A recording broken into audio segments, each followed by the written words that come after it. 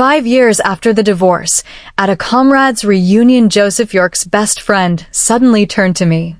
Camilla, do you still hate Joseph for refusing to perform heart surgery on your father in your hometown all those years ago? I shook my head with a faint smile. I let go of that a long time ago. After all, regulations strictly prohibit doctors from practicing outside their registered jurisdiction. His grin widened. Then do you still love him? He's waited for you all these years, never dated anyone else. Shock washed over me. I held up my left hand, the wedding band glinting on my ring finger. I'm remarried. I have a child now. A stunned silence filled the room before every gaze slowly swung toward the man huddled in the corner, thick with pity. Joseph's eyes were bloodshot, burning with a rage so fierce it looked as if he might snap. I could only stare in confusion. I still remembered my father's critical illness. I'd begged Joseph to perform the surgery himself. Joseph had spoken coldly. The military hospital prohibits off-the-books procedures. I cannot bend regulations for personal matters. Dad passed away in the ambulance during the transfer. His last act was squeezing my hand tight, whispering a warning. Don't hold it against Joseph. He has rules he's sworn to uphold. 2 years later, a bouquet arrived on my wedding anniversary. Tucked inside was a card. Thank you, Joseph, for traveling to perform emergency surgery on our page. Our whole family is endlessly grateful. Ava Frost. My fingers trembled. The bouquet fell heavily to the tile floor. Paige was Ava's dog. Joseph's rules could bend. Regulations could be set aside. But my father and I just weren't worth the same as a dog. Joseph came home from work the next evening to an empty dining table. His brows drew tight. Where's dinner? I stared at my laptop screen, not lifting my head. I didn't feel like cooking. I'm worn out. His frown deepened. More exhausted than I am after a 12-hour back-to-back surgery shift? Before I could reply, his phone rang. He glanced at the caller and picked up instantly. What's going on? A soft female voice drifted from the speaker. The rigid line of his jaw instantly softened. Stay calm. I'm on my way. Teasing cheers echoed in the background. Whoa, head nurse Frost calling for backup again. Hurry over, Dr. York. The nurse is drowning in workload. Laughter rippled through the line, thick with gossip about the two of them. I was his legally wedded wife of 5 years, yet I felt like an outsider watching strangers. He hung up and pulled his coat back on. I finally spoke. Ava? He froze mid-movement. It's a life or death emergency. She had no one else to call. Don't make this about us. With that, he turned and headed out the door. I watched his retreating back, recalling how, just a week ago, when he'd rushed out the same way, claiming a 3-day business trip. I understood now. It was never work travel. He'd driven more than 2,000 kilometers to operate on Ava's dog. Joseph. He paused and glanced over his shoulder. What is it? I held his gaze, my voice quiet. Do you know what today is? He replied reflexively, Friday. He truly had forgotten. It was our 5th wedding anniversary. Thankfully, it would also be our last. Nothing. I looked away. Go handle your business. Joseph studied me, as if sensing something was wrong. After a short silence, he said stiffly, I'll be home once I'm done. Want me to pick up some late-night snacks or you? I shook my head. No. Would never need him to bring anything for me again. Once Joseph left, I headed to a nearby restaurant for dinner. While waiting in line, I dialed an auto dealership. I'd like to purchase an off-road SUV capable of handling the entire Beartooth Highway. My budget is $80,000, and it must be equipped with satellite communication. The sales manager said they had one model in stock, though it needed to be transported from the warehouse, a 1-week wait. 7 days enough time to let go of the past and untangle myself from this broken marriage. I'll take it. I'll come pick it up in 7 days. I'd barely ended the call when a serviceman at the restaurant entrance called out. Dr. York, your private dining room is ready. This way, sir. I instinctively lifted my eyes. Sure enough, it was Joseph, with Ava walking beside him. They stepped inside together, shoulders brushing. Joseph had shed his coat, wearing a black tactical button-up with sleeves rolled to his forearms, exhaustion etched across his features. Ava leaned toward him, chatting as they walked. whatever drew a faint smile from his lips. I stood frozen, a sharp stabbing pain twisting my chest. There was a time when he came home from work and I would eagerly share every detail of my day, desperate for his attention. But he'd always seemed indifferent, rarely bothering to respond, let alone smile. I'd comforted myself, telling myself endless rounds of clinic work drained all his energy. Now I knew the truth. He still had smiles left to give. Just not for me. Camilla. Ava spotted me first. She hurried over, her face composed into a picture-perfect smile. What are you doing here all alone? I said nothing. Unfazed by my silence, she continued. There was a major training accident at the firing range today, with dozens of injured service members. Joseph and I have been operating nonstop since this afternoon. We just finished the last debridement, and we're both starving. Then he suddenly remembered that you love pan-seared cod here. He insisted we stop by, and said he'd grab a portion to take home for you. She turned toward Joseph, smiling sweetly. Joseph always puts you first. I'm honestly so envious. I wish someone cared for me like that. If he truly loved me, would he forget our wedding anniversary? If he truly loved me, would he share a late dinner with another woman deep into the night?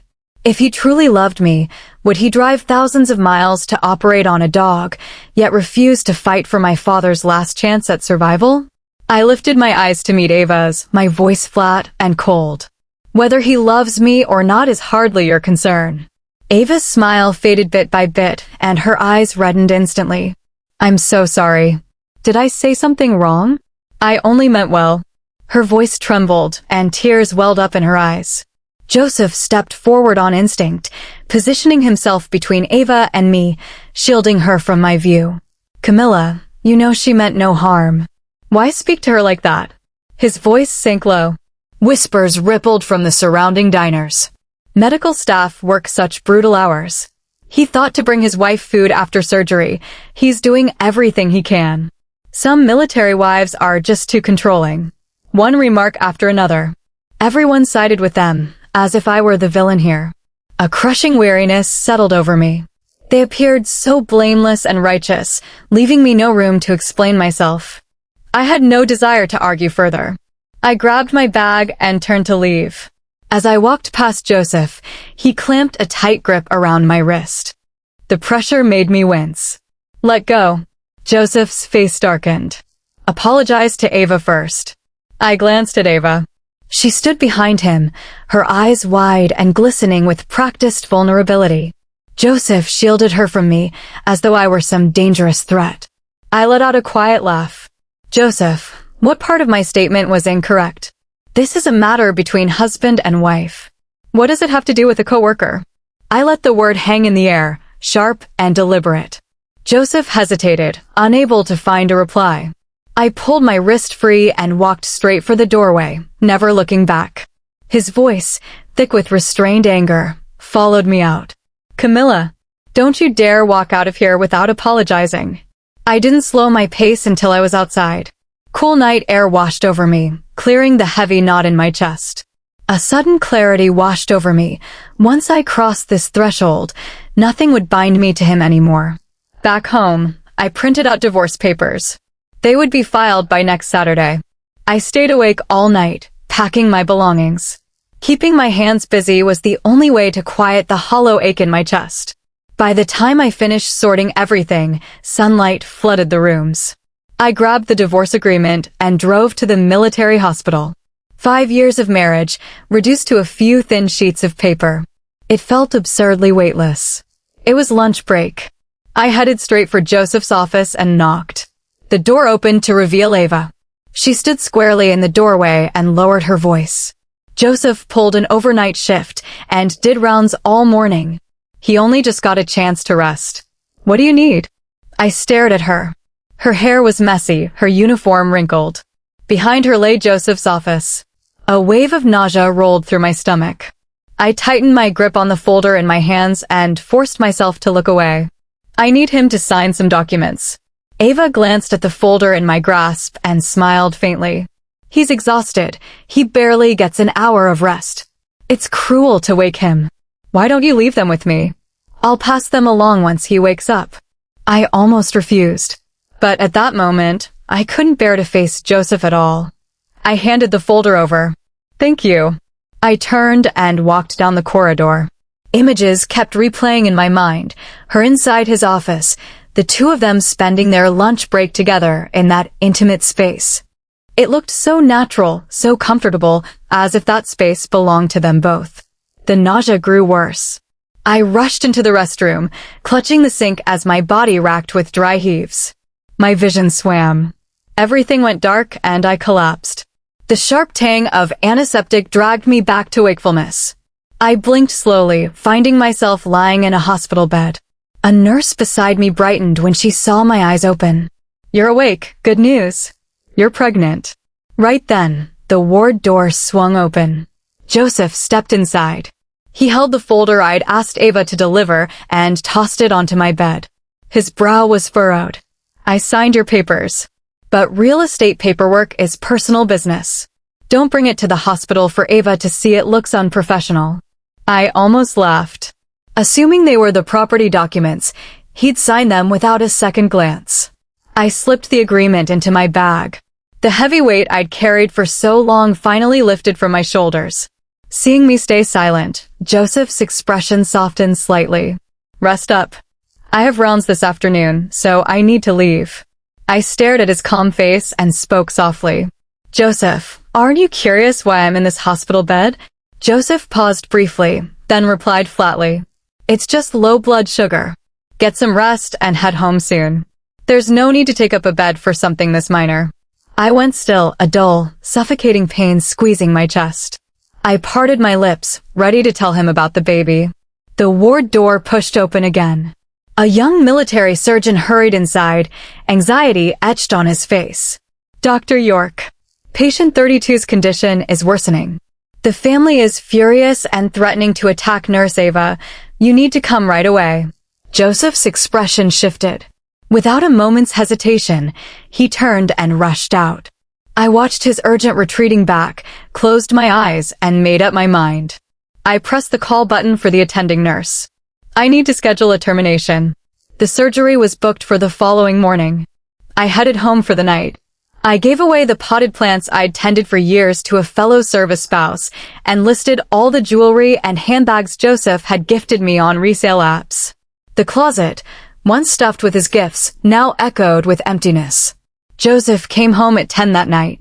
A gash crossed his forehead, a bruise marked his cheek, and thick bandages wrapped his right arm. Ava supported him as they walked in. Her eyes were red, as if she'd been crying. Camilla, a patient's family, got violent today. Joseph hurt himself protesting me. You have to take good care of him. I glanced at her and spoke evenly.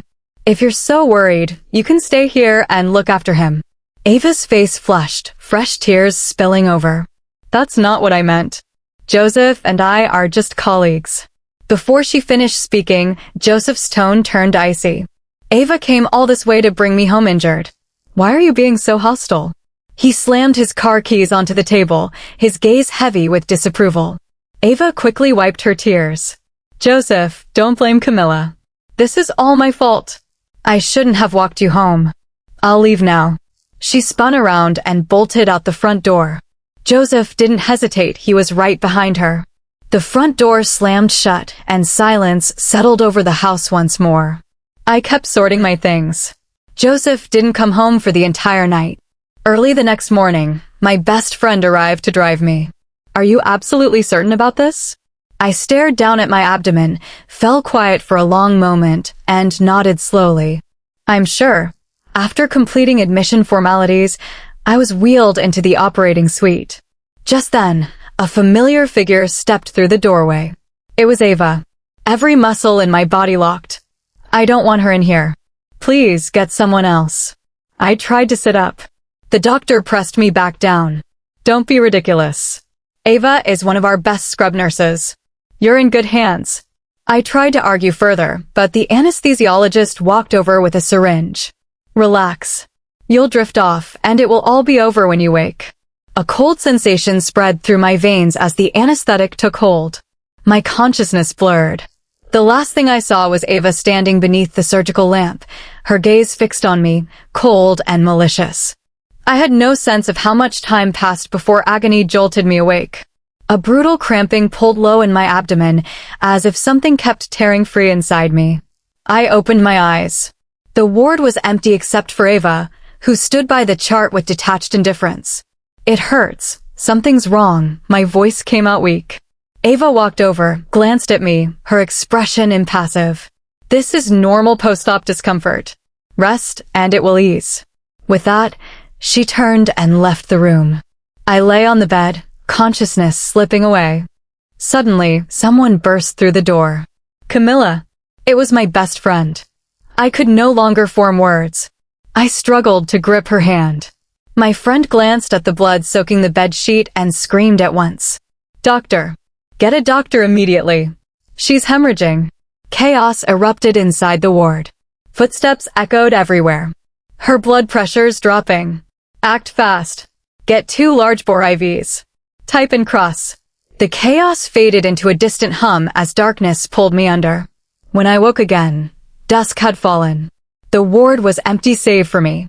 A fierce argument drifted in from outside the door. "This is what you call proper care?" It was my best friend's voice. I had never heard her this furious. She nearly went into hemorrhagic shock. What if I hadn't found her in time? Is this how military family members get treated by your nursing staff?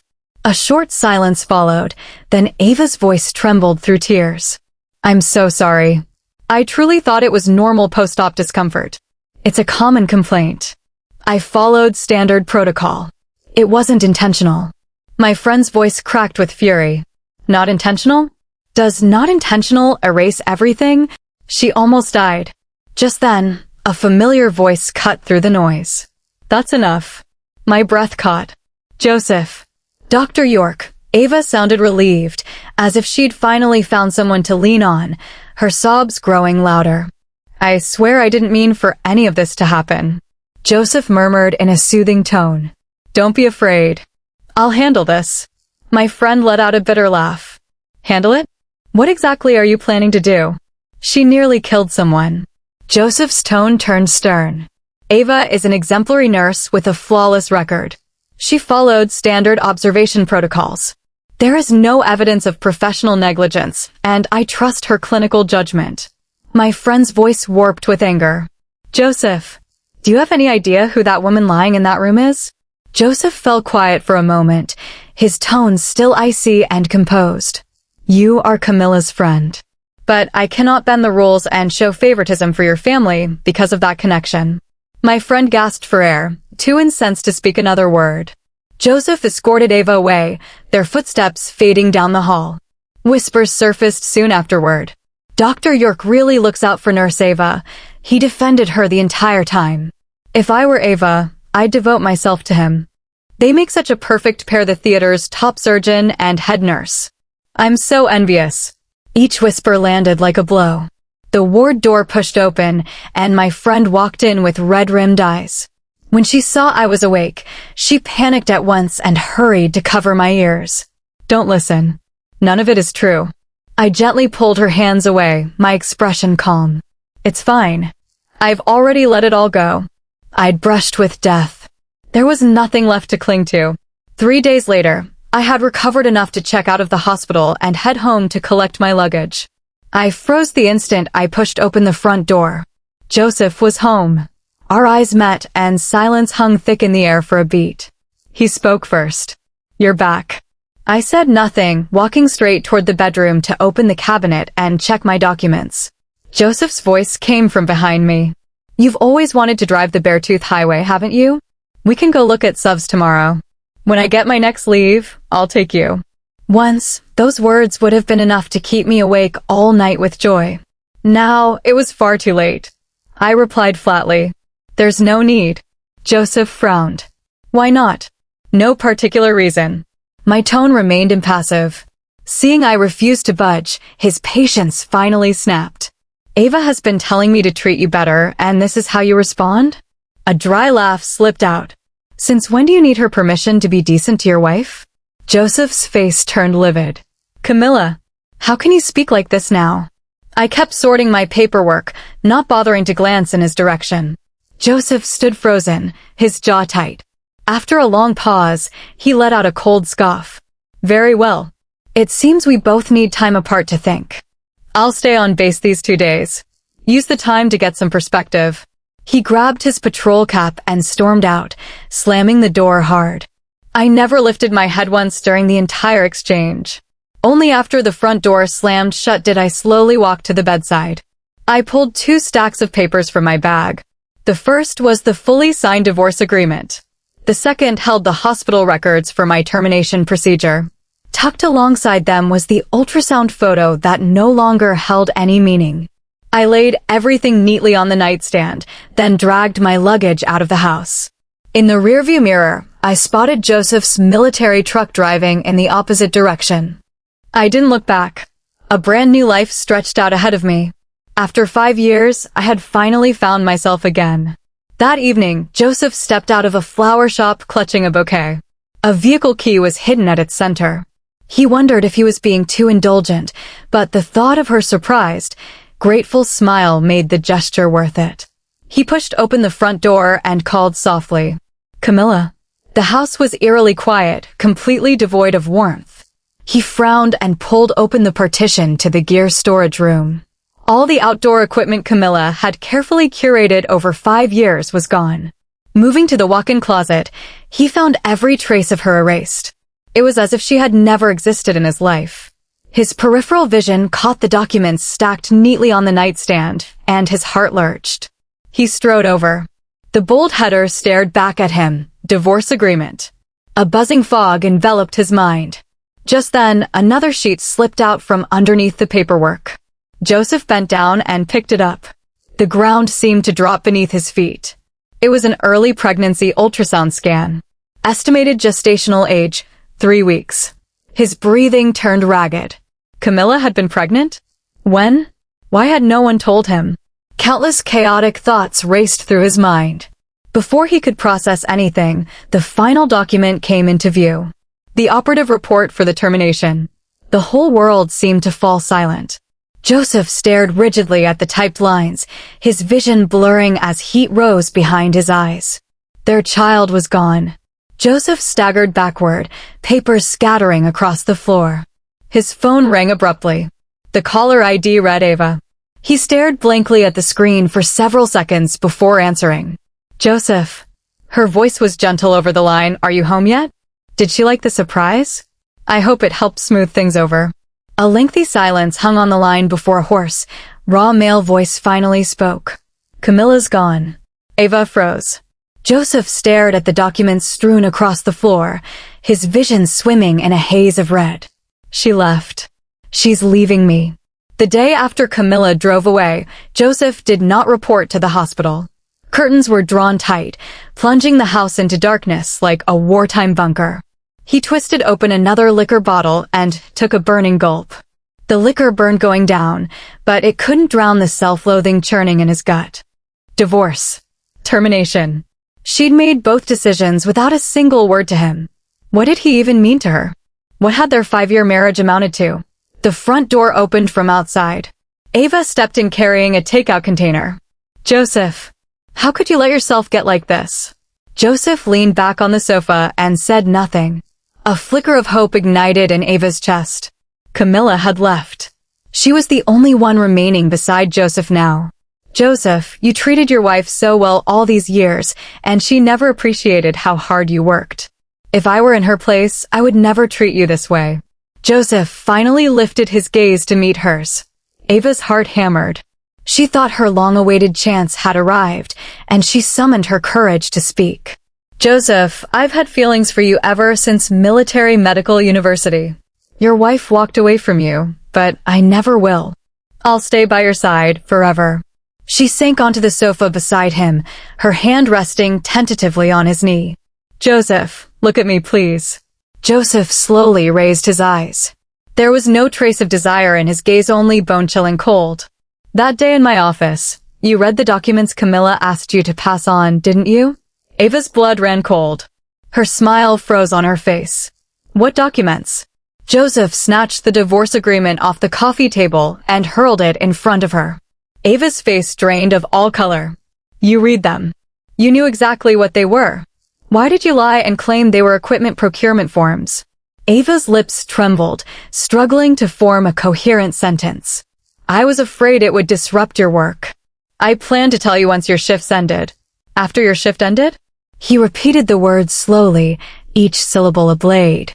Joseph let out a bitter, mocking laugh. Or once she aborted the baby, once she grew completely broken-hearted and left for good? He shot forward and clamped his hand around her throat, forcing her to meet his eyes. You knew. You were in that room. You held the retractor while she bled out. Why didn't you tell me? She hemorrhaged badly after the operation. Emergency treatment was delayed for 20 full minutes. She nearly died inside the military hospital. Was that also your doing? Ava gasped for air beneath his grip. Joseph, please believe me. I never meant to harm your wife. Joseph released her, his face mask of cold disgust. Get out. Your base access privileges are revoked. If you attempt to enter my quarters again, I'll have you escorted out by MPs. Ava stood pale and unsteady on her feet. But Joseph had already turned away, never glancing at her again. The next morning, Ava had barely arrived at her ward when she received a summons from the hospital's legal office. Ava's head buzzed. What lawsuit? The staff member replied. A medical negligence claim filed by Ms. Camilla Hill. Ava went rigid, her face ashen. This was only the beginning. Within half an hour, a detailed long post appeared on the theater's internal forum. Well-organized and backed by solid evidence, it laid out Ava's misconduct over the years. Leveraging resources from a married military surgeon's research team to publish papers, claiming first authorship despite minimal personal contribution. Rapid, preferential promotions landing her the position of general surgery head nurse at a young age. Personal retaliation leading to delayed emergency care for a military spouse suffering post-op hemorrhage, nearly resulting in fatal consequences. The comment section exploded. She's nothing but an academic opportunist. No wonder she climbed the ranks so quickly. She had connections pulling strings. A full investigation must be launched. The theater deserves answers. Hospital leadership called an emergency committee meeting that same day. The verdict came swiftly. Ava was suspended from all duties, and formal disciplinary investigations were initiated. In a single day, Ava transformed from the well-courted head nurse into a public pariah. She burst into Joseph's office, eyes swollen from crying. Joseph, you have to help me. I can't lose this job. Please speak to the leadership. Don't let them dismiss me.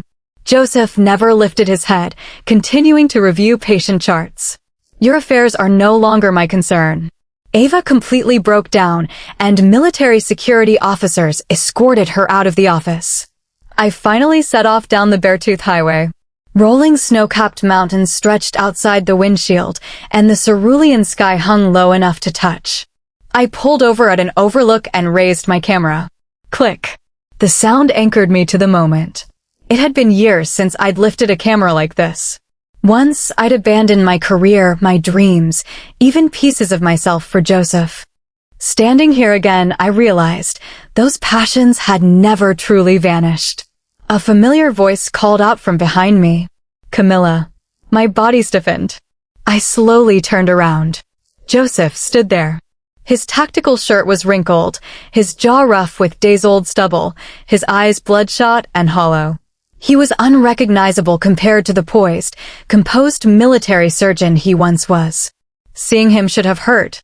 Instead, there was only a hollow quiet. Not forgiveness. Not hatred.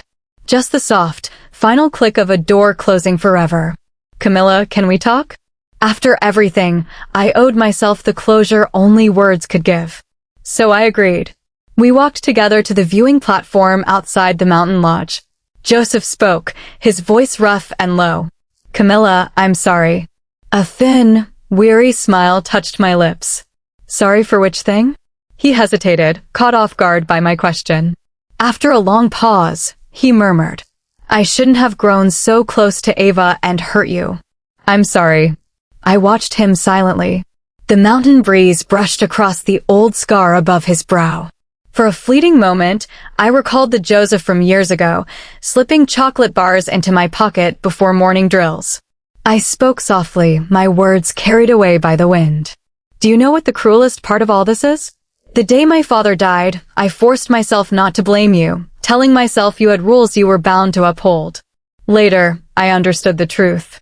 You simply refused to make exceptions for me. Yet one single word from Ava was enough to send you rushing to her side, no matter the cost. Color drained from his face, his lips parting. Your father's death forced me to confront many hard truths. I acted to help her so no similar tragedy would unfold again. I shook my head, my voice steady, stripped of all emotion. Whatever your reasoning, the fact remains, she mattered more to you. You brushed me aside time and again for her, turning your back on me over and over. Those are facts you cannot deny. Joseph shook his head violently, eyes reddening, his composure fracturing. That can't be true. How could she matter more than you? I cut him off. I have no interest in listening to your empty words. I will not accept your apology. I will never forgive you, and I will never come back. We ended a long time ago. He froze in place, motionless, as if all the air had been ripped from his lungs.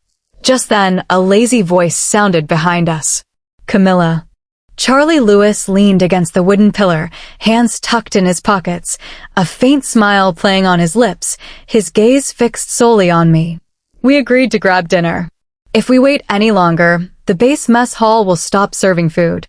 My lips curved in genuine warmth. I'm coming. I turned to leave, but my wrist was seized. Joseph's voice sank low, barely restrained anger simmering beneath it. Camilla, tell me honestly. How long have you known this man? Is this why? Did you throw everything away just to be with him? I pulled my wrist free and shot a question back at him. Do you think so little of me? You grow intimate with another servicewoman, and I'm supposed to cling to you desperately, even bear your child. Joseph fell speechless. His gaze locked onto Charlie, thick hostility boiling in his eyes. Answer me first. How long have you known this man? I refuse to get trapped in pointless self-defense. This has nothing to do with you. We're already divorced. Divorced, divorced, divorced. He raised his voice sharply, eyes glistening. When did I ever say I wanted a divorce? I replied evenly. You signed the paperwork yourself. Do you need me to remind you? He lost all control. I never knew those were divorce papers. I never wanted this. Whether you wanted it or not, the divorce is a fact. Camilla. He reached for me again, but Charlie stepped sideways to block him before his fingers could touch my arm. Can you stop harassing her? Can't you see she wants nothing to do with you? Joseph's expression darkened. I'm speaking to my ex-wife.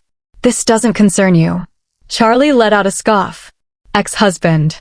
She's your ex-wife, not your wife. The word ex landed like a physical blow. Joseph's eyes turned sharp. He grabbed Charlie by the collar, knuckles white. We shared 5 years of marriage. Who the hell do you think you are? Charlie stayed unruffled even with his collar seized, tugging at the corner of his mouth. 5 years means nothing.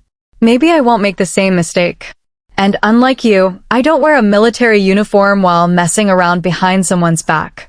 Before he could finish, Joseph threw a punch. Charlie's head snapped to the side, blood instantly seeping from the corner of his lip. He didn't hold back. Wiping his jaw, he returned the blow. I rushed forward at once, positioning myself between them, arms spread to shield Charlie. Stop it, both of you. Joseph's fist froze midair. Camilla, have you lost your mind? My voice trembled with anger. This is a tourist overlook, not a training range. Take your tantrums somewhere else and leave other people out of it. Joseph stared at me intently, voice raw. You're defending him? I nearly laughed out of frustration. I told you we're divorced. Who I care about is none of your business. Joseph's gaze slowly shifted to Charlie behind me, his eyes dark with a toxic mix of resentment and jealousy. Camilla, you never used to treat me like this. Exhaustion settled deep in my bones. I looked straight at him, tone steady. Joseph, you know that was the past. The words shattered him. His face turned deathly pale. I could not bear to look any longer. Leave. I don't want to see you. Joseph stood rooted, watching my figure fade into the twilight. Charlie walked beside me, murmuring something I could not catch. I simply waved my hand. He must have finally understood. Some wrong turns can never be undone. 3 days later, Joseph submitted his application to leave active military service. No one knew where he went. Some guessed he became a traveling surgeon for border outposts. Others claimed he returned to the local military recruitment office in his hometown. Ava's fate was far less forgiving. My lawyer filed the civil malpractice suit. Separately, the military's Criminal Investigation Division referred Ava's case to court-martial. After disciplinary investigators arrived at the military hospital, they reviewed surveillance footage and nursing logs from the day of the surgery. They confirmed that after clear signs of post-op hemorrhage appeared, Ava failed to notify the attending surgeon per protocol and even altered timestamps on her nursing documentation. This could not be dismissed as mere oversight. Worse still, the core research paper she had published as first author was proven to contain fabricated experimental data she had directly stolen and claimed credit for research completed by Joseph's team. Found guilty of academic fraud and medical negligence on multiple charges, the military court sentenced Ava to 30 months confinement and a dishonorable discharge. On the day of sentencing, she sat on the defendant's bench in prison uniform, her empty gaze fixed on the spectator section. Every seat remained vacant. Joseph didn't come. No one came. I learned of the verdict via a news alert. By then, I had completed the full Beartooth Highway route and parked my vehicle on the grass beside a lake. Snow peaks and white clouds reflected on the lake's surface. Wind swept through prayer flags, a quiet benediction carried on the wind. I switched off my phone, retrieved my camera from the trunk, and captured the golden sunset stretching across the distance. Later, I opened a small photography studio in Fairbanks, specializing in shooting the northern lights and the faces of travelers. Charlie occasionally flew to visit me, bringing crates of fresh fruit and staying to share a plate of apple pie I cooked. He never asked about Joseph, and I never spoke of him. We would sit in the courtyard, watching stars flicker to life, chatting about trivial, unimportant things. One late night, he suddenly asked me, "Camilla, do you feel free now?" I paused on a photo I'd taken that morning, my thumb resting lightly on the screen. Freedom isn't something you arrive at. It's something you keep choosing every single day. Moonlight spilled over the snow-capped mountain ridges. The world stretched boundless. Winds blew in from every direction and drifted away again. I lifted my camera, aiming the lens toward the bright full moon, and gently pressed the shutter. Click. Each moment held still, preserved in silver and light. At long last, I was living for myself. This is Listening Novel. We appreciate you spending your time with us. If you enjoyed today's story, please like and subscribe for more stories, and stay tuned for what's next.